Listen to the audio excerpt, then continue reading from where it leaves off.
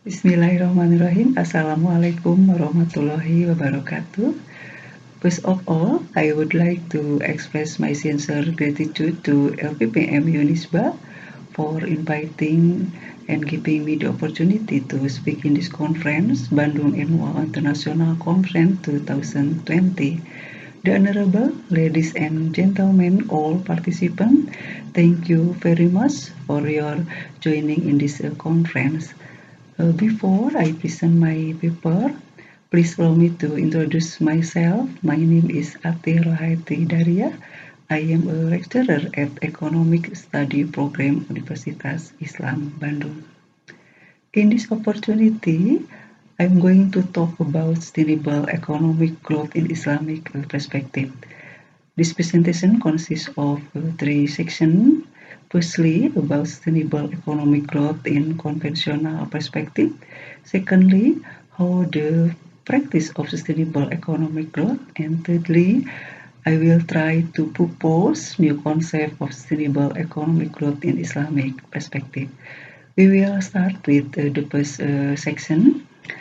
If this line indicates time horizon of human life in the world, there were previous generation, and now we are as a present generation, and the next there will future generation. The core concept of sustainability explains that a connection should be made between present and future generation. The question: what kind of connection is likely? The circle can illustrate it. People in all generations run economic activities, which are production, distribution, and consumption of goods and services to meet all their needs. Total production of goods and services is indicated by gross domestic product or GDP. And economic growth is increasing of real GDP. As output, GDP utilize input from environment such as land, air, water, energy, and natural resources as raw material to produce goods and services. One thing to know, side output to consume is the existence of byproduct, i.e. waste, solid waste, liquid waste, and pollution, water pollution, air pollution, that will go back to the environment. Therefore, we can imagine that if economic growth has no concern over the environment, there would be a high exploitation of natural resources and environmental degradation, which disturb or constrain for economic growth. Therefore, sustainable economic growth refers to any form of economic growth that does not harm the environment and will remain available for future generations. This definition involves economic and environment dimension. There is one important thing that needs to be noticed when total GDP is distributed among the population. In this case, we talk about social dimension, that is income distribution. If economic growth is high, but it is not equally distributed, then the problem of income inequality will arise. Based on these issues, sustainable economic growth is a concept that seeks to find a balance among social, economic, and environmental issues that and is a crucial requirement to secure a good quality of life for future generations. That is a concept of sustainable economic growth and conventional perspective, and how the practice of sustainable economic growth. We conducted a research with case study in Indonesia and Brunei Darussalam. We use method analysis of multi-factor evaluation process. The factors are social, economic, and environmental dimension. We calculate for all economic sector, 17 sector. We fill all cell in this table with point 1, 2, or 3 depend on the condition of economic growth for economic dimension, employment elasticity for social dimension, and level of physical environmental impact for environmental dimension. The result, we found that there are two economic sectors have high potential to sustain. They are accommodation and food services activities. It is related with hospitality activities, tourism, and human health and social work activities. However, we think this finding don't mean that future economic growth will depend on these two sectors. In fact, the challenge is in the sector that has environmental and social risk, that is agricultural sector. This is very important sector because as source of food supply. To find best practice in this sector, we conducted a survey in Sumedang District, West Java Province, Indonesia. There are Tampomas mountain in which the foot of this mountain area critical land extent mining. Ciberem Wetan and Ciberem Kulon village is one of area in foot of Tampomas mountain have critical land around 250 hectares. The Asimpai Tampomas Farmer Group consists of 37 members, run an integrated farming system in an ex-sand mining land. They planted varieties of organic red dragon fruit. Besides having a good ability to live in the ex-sand mining land, dragon fruit is also of high value because it is export oriented.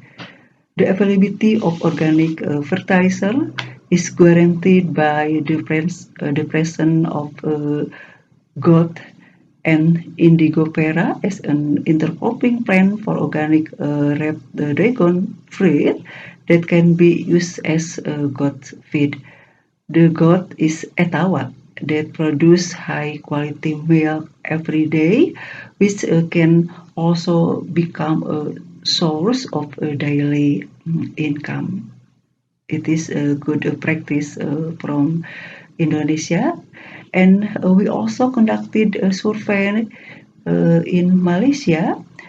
We survey in SRI, Sri Lovely Cooperative. SRI is actually a stand for a system of rice intensification, and Lovely is an acronym for Lintang Organic Valley.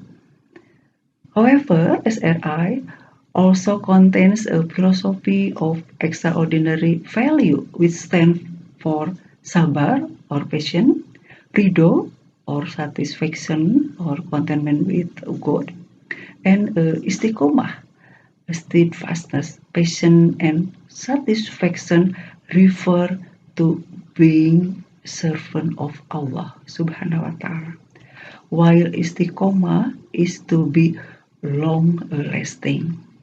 Farmer at SRI carry out rice planting based on the Al-Quran. They believe insect will not harm their rice farm even if they don't use insecticides. The earth is fertilized by rainwater. Insects are Allah creatures that always do dhikr, remembering Allah Subhanahu wa Ta'ala. It is better to leave the insect and let the rice bless due to their dhikr. The cooperative members have reached 50 people, provide food source, employment opportunities, and increases the income of members. From this finding, we can find Islamic value in sustainable economic growth. Firstly, spirituality and faith as servant of Allah Subhanahu wa Ta'ala. Secondly, the cultivation of organic crop by involving local communities under cooperative management with ta'awun, mutual aid, takaful, mutual share of the burden, and tadamun, having solidarity. Thirdly, economic value. Organic plant produce 15 tons per hectare, whereas non-organic ones eat only 5 tons per hectare, and the price for organic is higher than non-organic. In the same time, we also explore the sustainable in Islamic perspective from the Al-Quran. Islamic view of sustainable economic growth is based on Tawhid, Khalifah, and Adil. Tawhid is concerned with the belief that the universe is the creation of Allah Subhanahu wa Ta'ala, and so the human who live in it. Everything is bound to perish except he himself. From Al-Quran, Surah Al-Qasas and Surah Ar-Rahman. The universe is created by Allah Subhanahu wa Ta'ala with specific purpose and for a limited time. Therefore, the term sustainable should be clearly defined or understood as temporary or limited sustainable.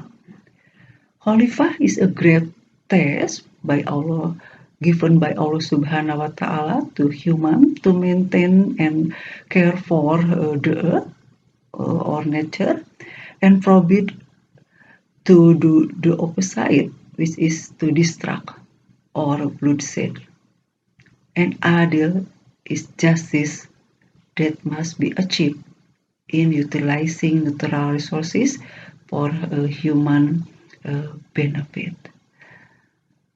From all our finding, we propose new concept about sustainable economic growth in Islamic perspective is an integration in developing economic activities that can preserve the environment and provide more employment based on spirituality and institutional that promote justice. That is my presentation. Thank you very much for your attention. Wassalamualaikum warahmatullahi wabarakatuh.